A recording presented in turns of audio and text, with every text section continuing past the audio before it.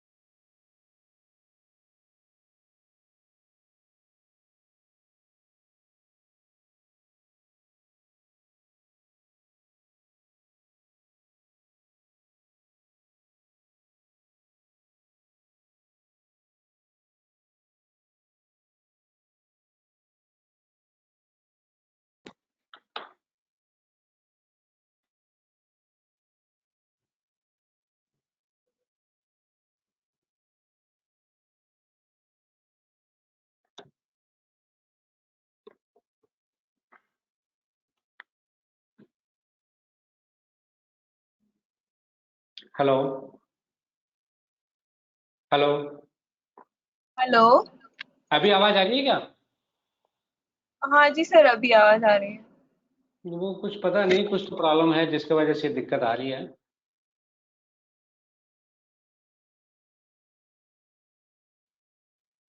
ठीक है जी, फिर कंटिन्यू करते हैं, फिर देखेंगे अगर कुछ प्रॉब्लम्स रहता है। ठीक है, अभी मैं ये मान के चलता हूँ आवाज सबको आ रही है।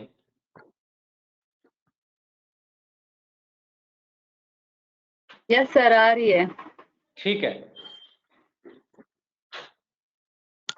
आज का जो हमारा ट्रेनिंग का सेशन है तो वो बीएलएस के फीचर्स के रिलेटेड है कि बीएलएस में क्या क्या ऑप्शंस आते हैं और बीएलएस यूजर को लिए, कस्टमर के लिए क्यों मैंडेटरी है या क्यों उसकी रिक्वायरमेंट है, उस पॉइंट पे हम डिस्कस करेंगे।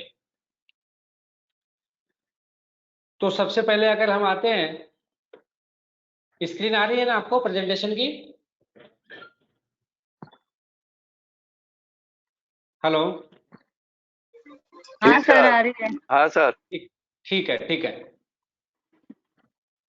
अगर हम बीएलएस के फीचर्स के बात करें तो इसमें कुछ ऐसे फीचर्स होते हैं जो आपको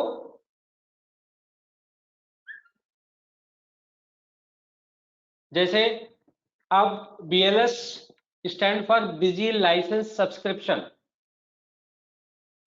अगर यूजर के पास एक्टिव बीएलएस होता है तो वो फ्री अपडेट कर सकता है फर्दर रिलीज में।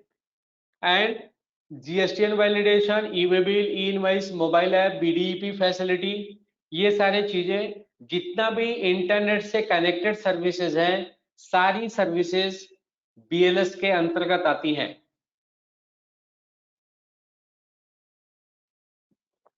और बीएलएस एक्सपायर होने के बाद आप बीएलएस को रिन्यू फर्दर कर सकते हो 1 साल के लिए।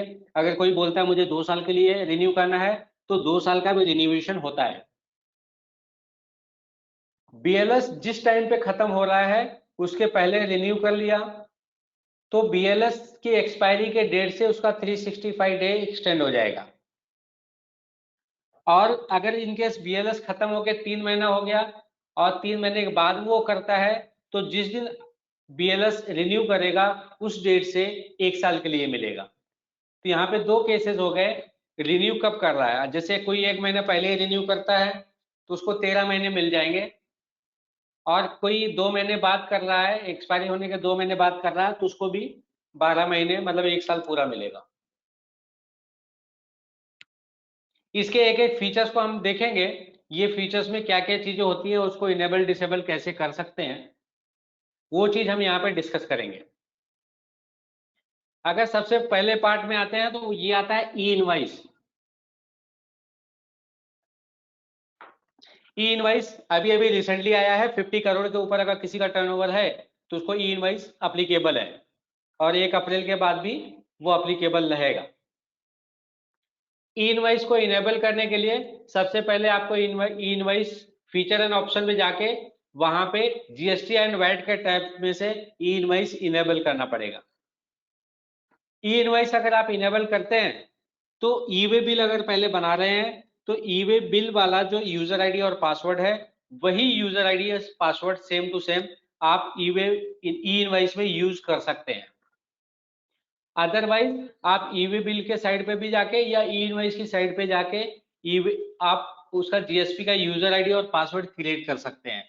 तो जो वहां पे यूजर आईडी और पासवर्ड क्रिएट होगा, वो यूजर आईडी और पासवर्ड यहाँ पे आप डाल देंगे, और ये ऑटोमेटिक जो यूजर आईडी और पासवर्ड डालेंगे वो पर्टिकुलर जीएसपी से कनेक्टेड होता है, और जो आपको वहां पे जीएसपी का नाम लेना है, वेबटेल करके ऑप्शन है वो लेना है, वेबटेल इलेक्ट्रोसॉफ्ट प्राइवेट लिमिटेड करके ऑप्शन आएगा, वो आपको सेलेक्ट करना है। ई इनवाइस बनाने के लिए अगर इंपोर्ट एक्सपोर्ट बना रहे हैं तो आप जो भी कंट्री सेलेक्ट करते हैं या इंडिया में ही सेल कर रहे हैं तो उसमें आपको कंट्री कोड होना चाहिए। अगर कंट्री कोड आपको देखना है तो मैं इसके बारे में अभी बताऊंगा। Country code should be present, मतलब आप अगर इंडिया में या बाहर इंपोर्ट एक्सपोर्ट का बिल बना रहे हैं तो मिसलेनस मास्टर में, बिजी में मास्टर में जाओगे, वहां पे मिसलेनस मास्टर है, मिसलेनस मास्टर में आपको कंट्री कोड स्पेसिफाई करना है। नेक्स्ट है make sure UQC for E invoice is present. अगर कोई भी आइटम बनाते हो तो उसके लिए यूक्यूसी यूनिट क्वांटिटी कोड ई इनवाइस के लिए अलग आता है और ई वे बिल के लिए अलग है, तो दोनों ही चीजें अलग अलग डॉक्यूमेंट के लिए मैंडेटरी है। अगर ये आप फीड करके नहीं आगे बढ़ते हैं तो आपका वो डॉक्यूमेंट बनना रुक जाएगा। ई इनवाइस के लिए यूक्यूसी फीड करना जरूरी है। ई इनवाइस के लिए पार्टी का जीएसटीएन नंबर होना बहुत मैंडेटरी है। जब तक पार्टी का जीएसटीएन नंबर नहीं रहेगा तब तक ई इनवाइस नहीं बनेगा, B2C का ई इनवाइस नहीं बनेगा। अब अगर आप किसी को इनवाइस बनाते हैं तो पहले क्या होता था, लोग 0001 करके डालते थे या 0050 करके डालते थे। तो make sure invoice number should not start with 0। अगर आप 0 से कोई नंबर आपने बिल नंबर है तो वो मना कर देगा कि ये आप नहीं बना सकते हो। तो जो इनवाइस नंबर है वो 0 से स्टार्ट नहीं होना चाहिए। वहां पे आप प्रीफिक्स वगैरह लगा दोगे तो भी काम हो जाएगा। जैसे बिजी की कंपनी है तो BIPL/00001/2021 इस तरह से डाल देंगे तो चलेगा। फिर हम आते हैं ई वे बिल पे। ई वे बिल पे अगर हम डिस्कस करेंगे तो ई वे बिल तो बहुत पहले से बन रहा है, उसमें लोकल के लिए 50,000 का कुछ लिमिट है। 50,000 के ऊपर अगर बिल बन रहा है तो ई वे बिल बनाना जरूरी है, और किलोमीटर का भी जरूरी है, और इंटरेस्ट ट्रांजैक्शन में आपको बनाना ही पड़ता है। अगर आपका IGST है तो उसमें बनेगा ही बनेगा। सबसे पहले ऑप्शन होता है enable e way bill features from GST and VAT, और वही जो GSP का यूजर आईडी पासवर्ड हमने पोर्टल पे बनाया था वही यूजर आईडी और पासवर्ड GSP का जो रहेगा वही आईडी और पासवर्ड यहाँ पे भी डालेंगे। Make sure transport option is enable. आपको ट्रांसपोर्ट के ऑप्शन इनेबल करके रखने हैं। एक तो GST एंड वैट वाले फीचर्स में आपको ऑप्शन मिलेगा, दूसरा वाउचर कॉन्फ़िगरेशन में ऑप्शन मिलता है, दोनों ही ऑप्शन इनेबल होने चाहिए अगर किसी को ई वे बिल बनाना है तो। Make sure UQC for e way bill is present. UQ हर आइटम का जो यूनिट है उस यूनिट का यूक्यूसी कोड आपको डालना मैंडेटरी है। अगर वो नहीं डालेंगे तो एरर आएगा और नहीं बनेगा। और आपको व्हीकल नंबर और ट्रांसपोर्ट के जीएसटीएन दोनों में से कोई भी एक चीज मैंडेटरी रहती है, या तो व्हीकल नंबर डाल दो या तो ओनर का जीएसटीएन नंबर डाल दो ट्रांसपोर्ट वाले का। तो दोनों में से कोई भी एक डाल देंगे तो आपका काम हो जाएगा। जो हम डिस्टेंस डालते हैं किलोमीटर फ्रॉम एंड टू का, कंपनी से जहां पे भी माल भेजना है वहां पे किलोमीटर डालने का ऑप्शन होता है।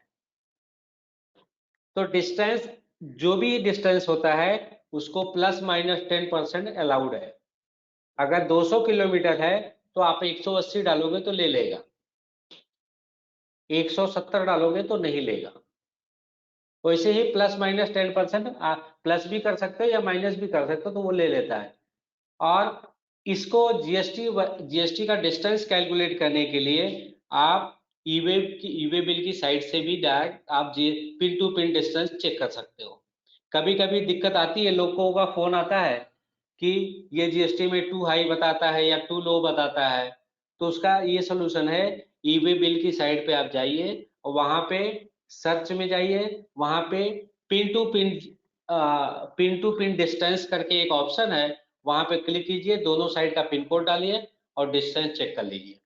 तो आपको एग्जैक्ट डिस्टेंस क्या है वो आपको बता देगा। जो डिस्टेंस बताता है वही आप फीड कीजिए। ईवे बिल का प्रॉब्लम डिस्टेंस की वजह से वो सॉल्व हो जाएगा।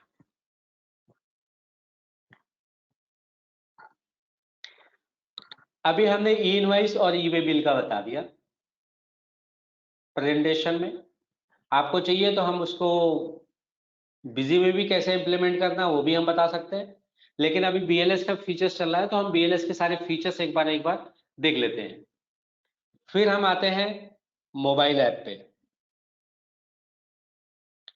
मोबाइल ऐप में सबसे ज्यादा दिक्कत कहाँ पे आती है, लोगों को थोड़ी क्लैरिटी भी नहीं रहती, या फिर ऐसा रहता है कि उसको किस तरह से कॉन्फ़िगर करना है, क्या करना है क्या नहीं करना है।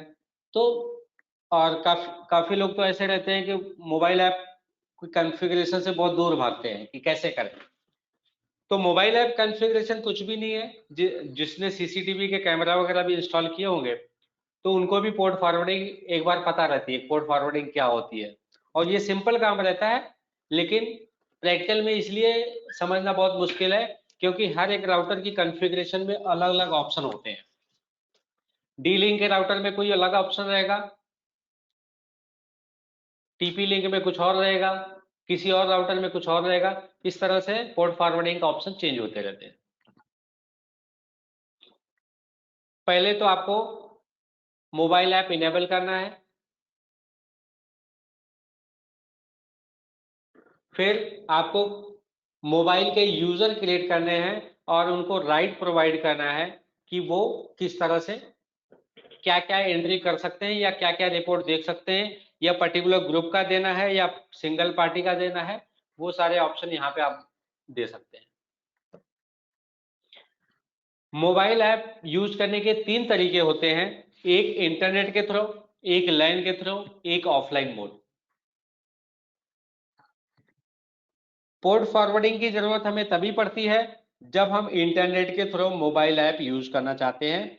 बाकी ये दोनों मोड में इंटरनेट की और पोर्ट फॉरवर्डिंग की कोई जरूरत नहीं है। अगर इंटरनेट के लाइव डेटा आपको देखना है तो इंटरनेट की जरूरत पड़ेगी, अदरवाइज नहीं पड़ेगी। अब लैन क्या होता है, अगर लैन के बेस्ड की अगर हम मोबाइल ऐप की बात करें तो लैन का मतलब होता है with in single network connected server and mobile. मतलब एक ही इंटरनेट से दोनों चीजें कनेक्ट हो जाती हैं जिस टाइम पे, तो वो ऑटोमेटिक लैन कहा जाता है। जैसे मोबाइल के हॉटस्पॉट से लैपटॉप कनेक्ट तो कर दो या पीसी कनेक्ट कर दो, या कंप्यूटर के इंटरनेट से उसी वाईफाई से या उसी इंटरनेट से मोबाइल कनेक्ट कर दो, तो दोनों ऑटोमेटिक लैन पे आ जाएंगे। लैन पे लाने के लिए आपको पोर्ट फॉरवर्डिंग की कोई जरूरत नहीं पड़ती है। आप बिना पोर्ट फॉरवर्ड किए लैन पे डेटा सिंक्रोनाइज कर सकते हो।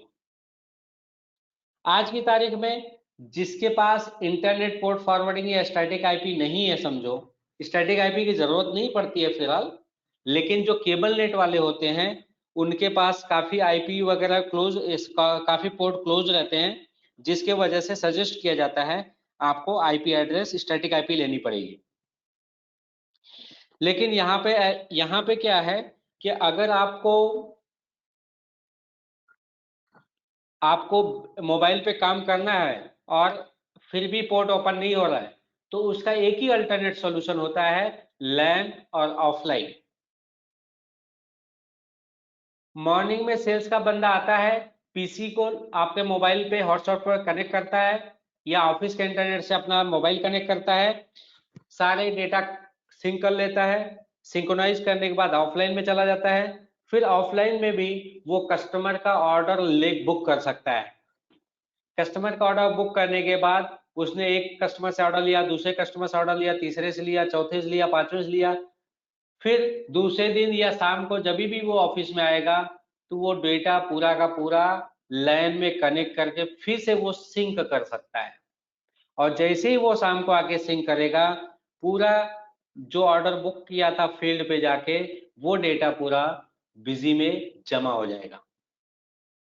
तो मतलब ये हो गया कि जो इंटरनेट के थ्रू पोर्ट से ओपन करके हम काम करते थे फील्ड पे, वो रियल टाइम में डेटा आता था। इसमें क्या होता है, सुबह सेल्समैन गया, पेपर में लिखने के बजाय उसने मोबाइल में सब लिख लिया या मोबाइल में ऑर्डर बुक कर लिया ऑफलाइन मोड में, और फिर ऑफिस में आके लैन पे कनेक्ट करके डेटा को सिंक कर दिया, और मोबाइल का जो डेटा ऑर्डर बुकिंग था या रिसीट कलेक्शन था वो बिजी में सबमिट हो गया।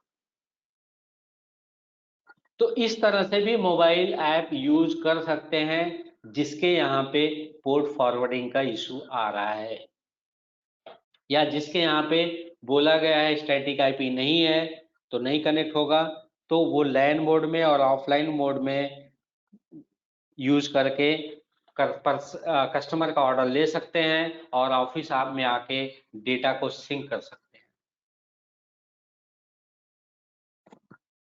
हम आगे चलते हैं अभी। Make sure port must be open while using on internet mode.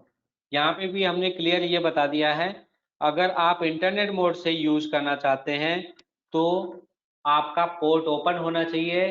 Port कौन सा ओपन होना चाहिए, बिजी में कॉन्फ़िगरेशन के टाइम पे जो पोर्ट हमने स्पेसिफाई किया है, और पोर्ट चेक करने के लिए ओपन है कि नहीं है उसके लिए वेबसाइट पे बहुत सारे वेबसाइट हैं, टूल्स हैं, उससे आप चेक कर सकते हैं ये पोर्ट ओपन है या नहीं है। अब हम यहाँ पे आगे बढ़ते हैं। अब यहाँ पे सबसे पहला ऑप्शन हमने लास्ट में उस स्लाइड गया वो, तो इसमें ये रहता है कि आपको बीडीपी आईडी क्रिएट करनी रहती है। बीडीपी आईडी यूनिक होती है, और बीडीपी आईडी जब भी आप क्रिएट करते हो तो क्रिएशन के टाइम पे वो क्या करता है, आपकी आईपी को हमारे सर्वर पे अपडेट करता है, this BDP belong to this IP address. तो मोबाइल और आपके बिजी को कनेक्ट करने के लिए ये चीज यूटिलाइज की जाती है। मोबाइल ऐप क्या करता है, वहां पे आईपी नहीं डालता, आपका बीडीपी आईडी डालता है। बीडीपी आईडी किसको पता रहता है, हमारे सर्वर को पता रहता है। बीडीपी आईडी कब अपडेट होती है, जब बिजी का सॉफ्टवेयर या कंपनी ओपन होती है, सॉफ्टवेयर स्टार्ट करके कंपनी ओपन करते हो, तो उस बीडीपी आईडी पे कौन सा आईपी बिलोंग करता है वो हमारे सर्वर को अपडेट हो जाता है। जब मोबाइल से रिक्वेस्ट आती है बीडीपी आईडी पे, तो वो क्या करता है, बीडीपी आईडी से वो रूट करता है उसके बिलोंगिंग आईपी को। उसके बिलोंगिंग आईपी पे रिक्वेस्ट जाती है, तो बिलोंगिंग आईपी हो सकता है कि वहां पे 15 कंप्यूटर कनेक्टेड हो, तो वो क्या करता है, राउटर पे रिक्वेस्ट आते ही अगर देखता है ये कौन से पोर्ट की रिक्वेस्ट है, उसके बाद ये फॉरवर्ड कर देता है लोकल आईपी को। तो इस तरह से आपका मोबाइल एक पीसी से जहां पे बिजी इंस्टॉल है उससे कनेक्ट हो जाता है। अब हम इससे आगे बढ़ते हैं। इसके बाद आता है बीडीईपी। BDEP स्टैंड फॉर BDEP मतलब busy data exchange platform. Busy data exchange platform में क्या होता है, ये डेटा एक्सचेंज करने के लिए काम आता है। पहले आपको क्या करना है, BDP ID क्रिएट करनी है। डेटा एक्सचेंज यूज करने के लिए देखो, डेटा एक्सचेंज में मल्टीपल पर्पज है, लेकिन अब जैसे मोबाइल में डेटा है, मोबाइल से अगर यूज कर रहे हो तो भी एक डेटा एक्सचेंज का ही पार्ट है।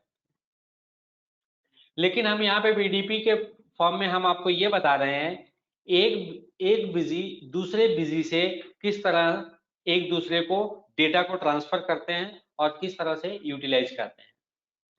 अब मान लो दो कस्टमर बिजी का सॉफ्टवेयर यूज कर रहे हैं, इंटरनली वो दोनों एक दूसरे के बायर और सेलर है। अब एक कस्टमर है, एक पार्टी है जहां पे हमने बिजी इंस्टॉल किया, वो पार्टी का नाम है ABC। ABC सेल करता है XYZ को।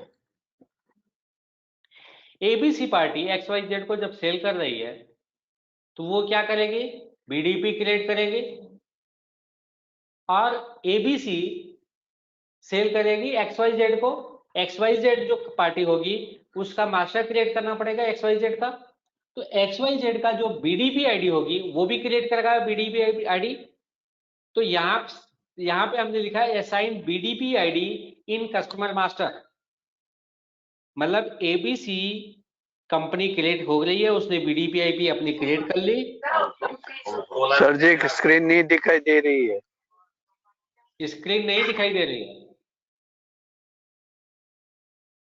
दिखनी तो चाहिए, हमने स्क्रीन किया ही नहीं है।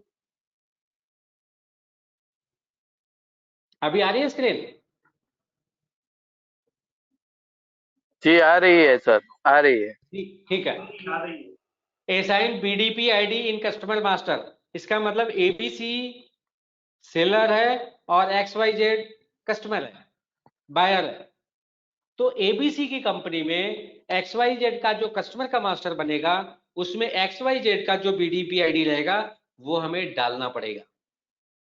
अगर XYZ कस्टमर के मास्टर में हमने BDP ID उस XYZ की डाल दी तो वो क्या करेगा, क्योंकि जितने भी BDP ID क्रिएट होते हैं वो हमारे सर्वर पे अपडेट हो जाते हैं, और फिर जैसे ही हम इस पे फिर क्या करना है आपको कॉन्फ़िगरेशन में, upload to BDP must enable in voucher configuration. Voucher configuration में एक पार्ट होता है upload to BDP। Upload to BDP आपको वहां पे यस करना है। उसके बाद एक ऑप्शन और भी आएगा कि आपको इनवाइस भी भेजना है क्या। अगर इनवाइस पे आप यस कर दोगे फिर वहां पे एक ऑप्शन और भी आएगा कि आपको कौन सा फॉर्मेट भेजना है इनवाइस का। जैसे आपके मल्टीपल फॉर्मेट हैं, format A, format B, format C, तो आपको वो फॉर्मेट भी सिलेक्ट करना पड़ेगा कि कौन सा फॉर्मेट आपको भेजना है।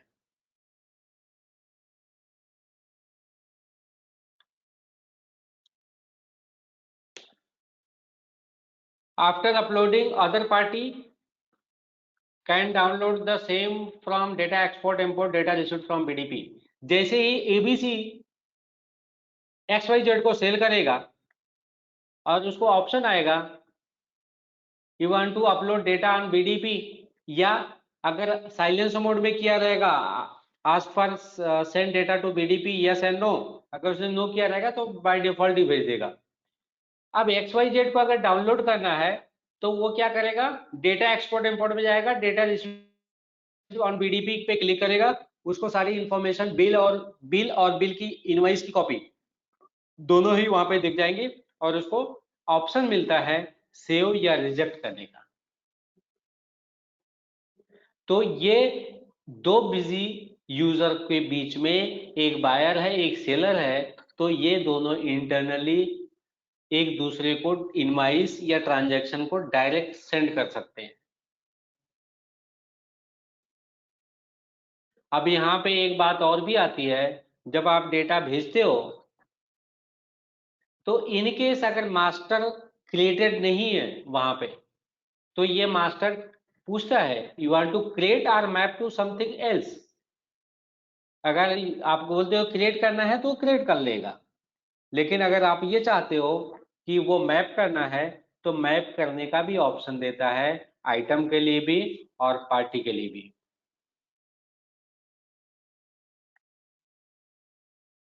तो इस तरह से बीडीपी यूज होती है, बिजी डेटा एक्सचेंज प्लेटफॉर्म। हम आगे बढ़ते हैं। नेक्स्ट ऑप्शन होता है जीएसटीआर डाउनलोड। जितने भी जीएसटी डाउनलोड, ऑटो डाउनलोड के ऑप्शन है, वो सब बीएलएस के पार्ट है। आज बीएलएस का डिस्कशन हो रहा है, तो हम बीएलएस के ही पार्ट की बात बता रहे हैं। बीएलएस से जो हटके है वो सारी चीजें यहाँ पे नहीं है। आपको पहले क्या करना है, जीएसटीआर डाउनलोड करने के लिए कॉन्फ़िगरेशन में put GST portal user name in GST and VAT option, GST and VAT option खोलना है, जीएसटी पोर्टल पे जो यूजर नेम है वहां पे डाल देना है। फिर क्या करना है, enable API access on GST portal. GST portal पे आपके जाके जहां पे यूजर प्रोफाइल होता है वहां पे एक ऑप्शन मिलेगा अलाउ एपीआई एक्सेस। वहां पे ये भी ऑप्शन होता है, 1 दिन के लिए चाहिए, 7 दिन के लिए चाहिए, 30 डेज के लिए चाहिए, तो वहां पे उसके अकॉर्डिंग सिलेक्ट करके उसको इनेबल कर दीजिए। और ये इनेबल करने के बाद जब भी आप जीएसटीआर डाउनलोड करोगे तो आपको एक ओटीपी आएगा, ओटीपी डालोगे तो जीएसटीआर डायरेक्ट डाउनलोड हो जाएगा। अब आप क्या क्या डाउनलोड कर सकते हो यहाँ पे भी हमने दिया है। Now you are ready to download for GSTR 1, 2A, 2B, 3B and 4A। 4A जो होता है जीएसटीआर वो कंपोजिशन में यूज होता है, वो बहुत ही कम यूज होता है। 1, 2A, 2B, 3B ये रेगुलर में आते हैं। तो ये सारे फॉर्म आप डाउनलोड कर सकते हैं केवल जीएसटी पोर्टल का यूजर नेम डाल के और एपीआई एक्सेस इनेबल करके। ये आपका बीएलएस का पार्ट है। After download we can reconcile all with busy data. ये डाउनलोड होने के बाद जो भी डाउनलोडेड डेटा है उसके साथ में हम बिजी डेटा को रिकंसाइल कर सकते हैं कि हमने क्या फीड किया है और सामने वाले ने जीएसटी में अपलोड क्या किया है, वो दोनों को रिकंसाइल किया जा सकता है। वो आप लोगों को पता भी होगा।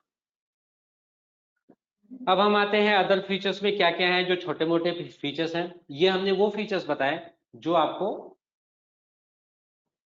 बड़े फीचर्स हैं, इनेबल डिसेबल करने की जरूरत पड़ती है। कुछ फीचर्स ऐसे होते हैं जो इनेबल डिसेबल की ज्यादा जरूरत नहीं पड़ती है, वो बिजी में इनबिल्ट होते हैं।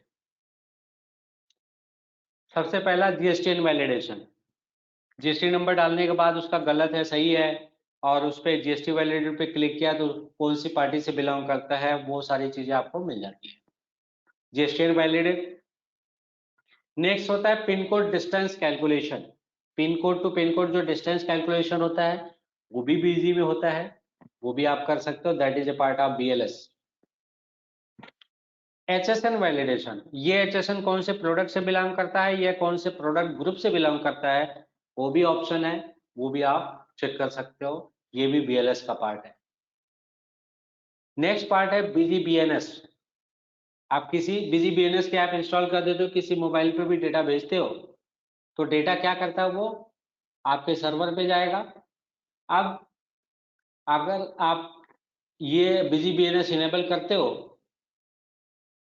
तो ये आप सर्वर पे अपलोड हो जाता है, सर्वर से फिर आपके मोबाइल पे चला जाता है।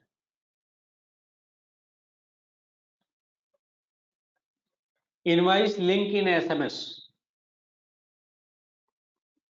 अगर आपको सिंपल एसएमएस भेजना है और एसएमएस में आपको चाहिए कि उसमें इनवॉइस का लिंक भी चला जाए, जो बिजी का लिंक आता है, files.busy.in वाली जो लिंक होती है उस पर चला जाए, तो ये भी पॉसिबल है, लेकिन ये भी बीएलएस का ही फीचर है क्योंकि हम सर्वर पे उसी का डेटा स्टोर कर रखते हैं जो बीएलएस से बिलोंग करता है, जिसके पास एक्टिव बीएलएस होते हैं। नेक्स्ट होता है बिजी अपग्रेड। अब अगर सब कुछ करा लिया, उसके बाद एक ही ऑप्शन बचता है कि अगर BLS एक्टिव है तो वो BLS एक्टिव होने के बाद वो सारे रिलीज अपग्रेड कर सकता है।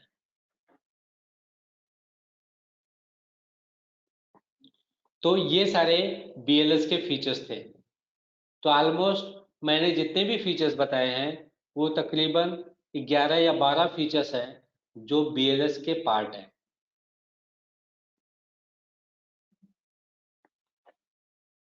अब बहुत से लोगों को ये दिक्कत आती है BLS के कैलकुलेशन कैसे करनी चाहिए। डेज हमारे कम हो जाते हैं, ज़्यादा हो जाते हैं, लोगों को समझ में नहीं आता है कि हमने स्टैंडर्ड से मल्टीप्लाई कर दिया, 1 साल तो बढ़ा नहीं। तो यहाँ पे मैं ये बताना चाहूँगा कि जो डेज की आप ये मान के चलो जिस टाइम पे आप अपग्रेड कर रहे हो BLS की एक्सपायरी जिस भी डेट की है उससे कुछ न कुछ दिन बढ़ेगा ही बढ़ेगा। आप ये और आप ये भी मान के चलो पूरा 1 साल का जो टाइम है उतना भी उससे कम रहेगा या फिर उससे भी आगे बढ़ सकता है।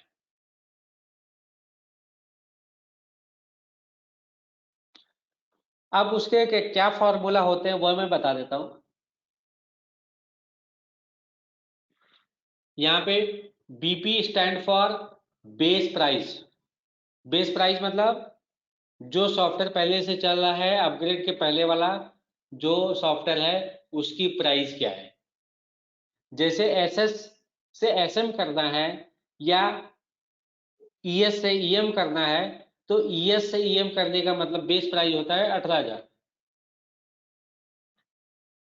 BD मतलब होता है बैलेंस डे, कितना दिन बाकी है। UP मतलब होता है अपग्रेड प्राइस। ES से EM करने का मतलब ये होता है कि 18,000 बेस प्राइस हो गया और 27,000 अपग्रेड प्राइस हो गया। अब इसको अगर कैलकुलेट करना है टू कैलकुलेट BLS डेज तो ये फॉर्मूला यूटिलाइज होगा BP into BD plus UP into 365 divide by BP plus UP। Example के तौर पे अगर देखना है समझो SS upgrade to SS upgrade to SD after 180 days on 2 days, what is BLS expiry। अब यहां पे अगर आप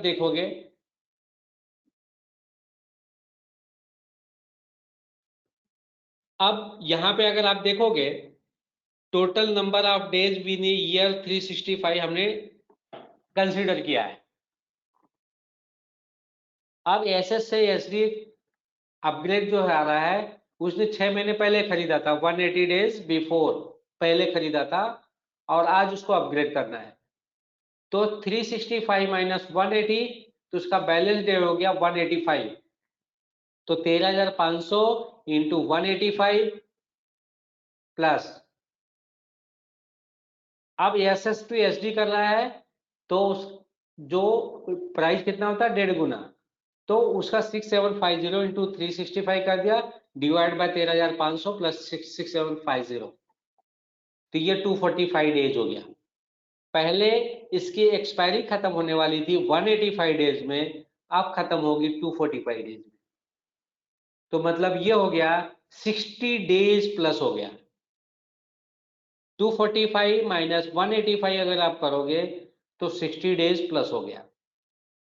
तो हमेशा यही प्राइस रहती है, यही मतलब कैलकुलेशन रहता है। लेकिन फिर भी आपको कभी भी कैलकुलेट करके समझना है तो आप उसको कैलकुलेट करके समझ सकते हो ये कैसे एक्सपायर हो रहा है।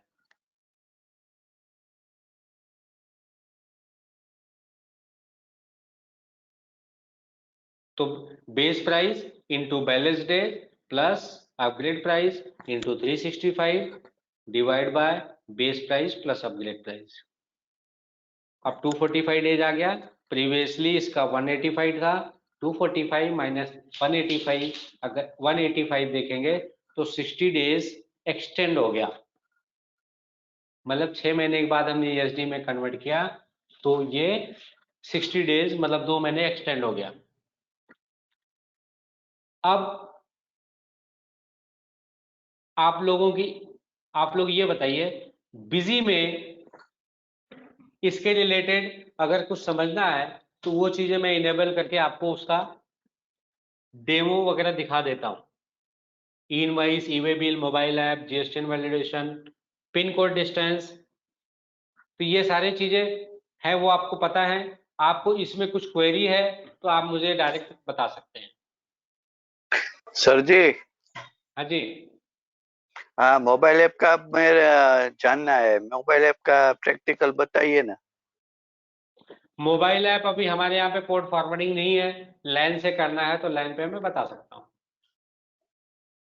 हाँ એટલે जो लेंस से चलता है तो लेंस से बता दीजिए, क्योंकि ऑफलाइन में यूज नहीं हो रहा है और उसका जो सेल्स ऑर्डर वगैरह है ना वो नहीं हो रहा है, तो उसका नहीं, आप यूजर। आपके का किसी क्लाइंट का केस है तो क्लाइंट का मुझे बता दीजिए, लैन पे कैसे डेटा सिंक करना है वो मैं बता दूंगा, वो एक अलग बात है।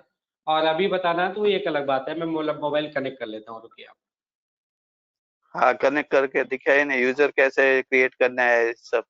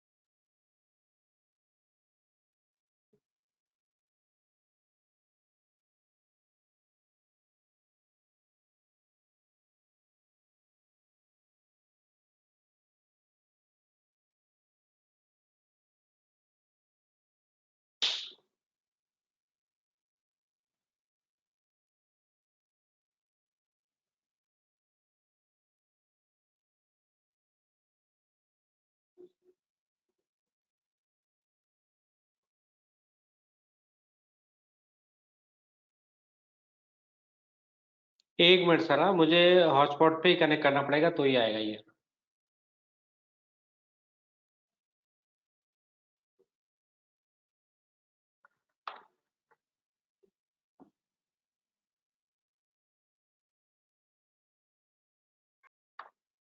इसका यूजर और मेरे को ऑफलाइन यूज कर सकते हैं ऐसा, जो ऑन ऑन साइड हाँ, जाके ऑर्डर ले सकता है ना, वो मेरे को जानना है, उसका नहीं यूजर नहीं, कैसे क्रिएट करते हैं। तुम नहीं, उसके उसके लिए कोई अलग से ये नहीं है। आप डायरेक्ट कर सकते हो, लेकिन मैं आपको दिखा देता हूँ, आपके साथ में क्या और भी लोग देख लेंगे, रुकिए। जी जी। मैं अपने मोबाइल का ही इंटरनेट कनेक्ट कर रहा हूँ तो फिर आपको पता चलेगा, क्योंकि हमारे यहाँ पे क्या फायरवॉल वगैरह लगा है, इसलिए वो कनेक्ट करने में लिए मना कर देते हैं।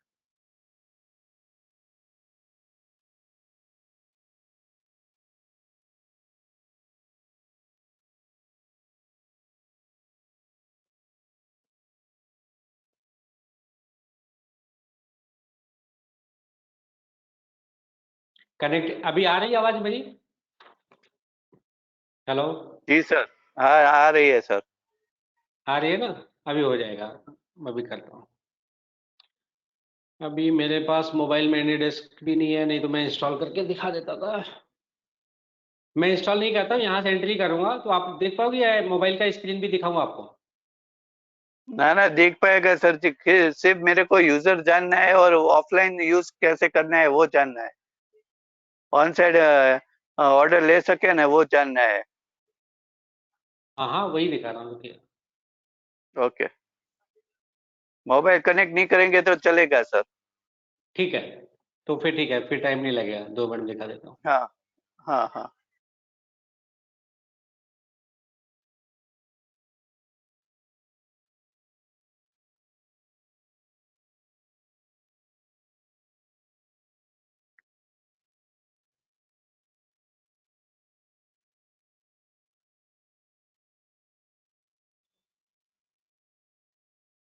ये कंपनी बंद करके फिर से खोलनी पड़ेगी इसके लिए।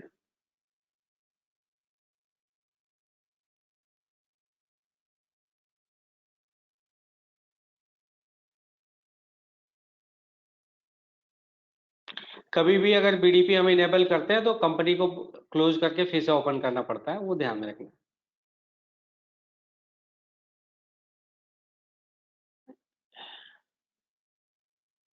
बीसी मुंबई, बीसी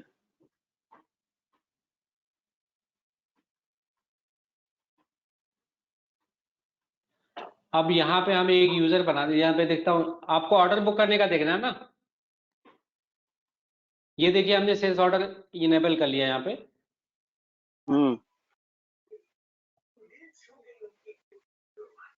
अब यहाँ पे हमने क्या किया, एक मोबाइल यूजर बना दिया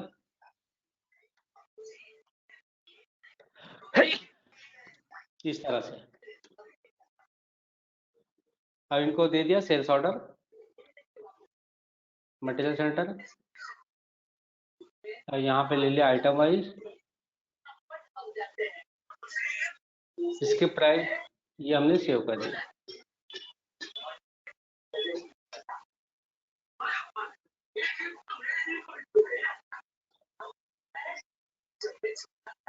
ये आपके यहाँ डिस्टरबेंस आ रहा है किसके यहाँ पे, तो एक बार म्यूट कर दो।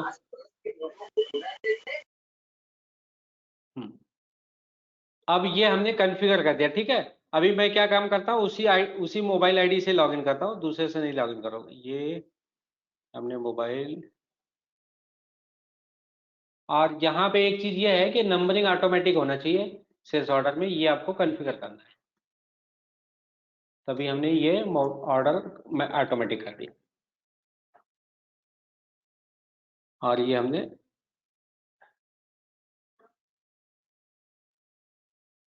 अभी आप अगर देखोगे तो हमने ऑर्डर अभी अभी इनेबल किया, इसमें कोई भी ऑर्डर आपको नहीं दिखेगा, ठीक है। अभी हम ऑर्डर फीड कर रहे हैं ऑफलाइन में जाके। अब ऑर्डर हमें फीड करने के लिए, हमें सेल्स ऑर्डर हमने इनेबल किया, तो सेल्स ऑर्डर ही फीड करेंगे।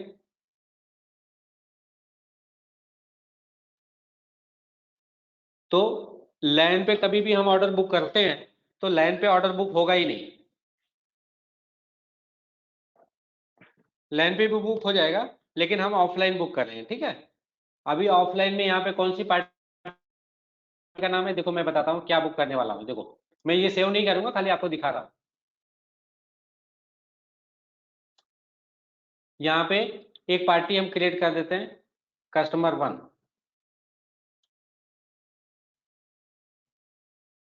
इसमें कोई डेटा नहीं है, इसलिए मैं क्रिएट कर दे रहा हूँ। आइटम है, तो आइटम का ये 110 रुपये, आइटम 2 100 पीस, ये 120 रुपये। मैं ये चीजों का ऑर्डर बुक करूंगा, तो ये मैंने फीड इसलिए किया है आपको समझ में आए, इस चीज का मैं ऑर्डर बुक कर रहा हूं। अब देखो हम मोबाइल पे चले गए हैं, अब हम यहाँ पे फीड कर रहे हैं। सबसे पहले हमने पार्टी सिलेक्ट किया, और फिर आइटम सिलेक्ट किया, आइटम, फिर हमने क्वांटिटी डाल दी 100, प्राइस डाल दिया 100 रुपये, और फिर ऐड कर दिया। फिर ऐसे ही दूसरा आइटम हमने ले लिया, आइटम 2, क्वांटिटी 100 रुपये, और प्राइस 120 रुपये डाल दिया, और फिर इसको भी ऐड कर दिया। अभी ये यहाँ पे आपको कोई ट्रांजेक्शन नहीं दिखेगा। देखो ये दिख रहा है आपको, यहाँ पे कोई ट्रांजेक्शन नहीं है। हम यहाँ पे लिस्ट डाल देते हैं, ये देखो कोई ट्रांजेक्शन नहीं है। अब हम इसको सिंक करते हैं।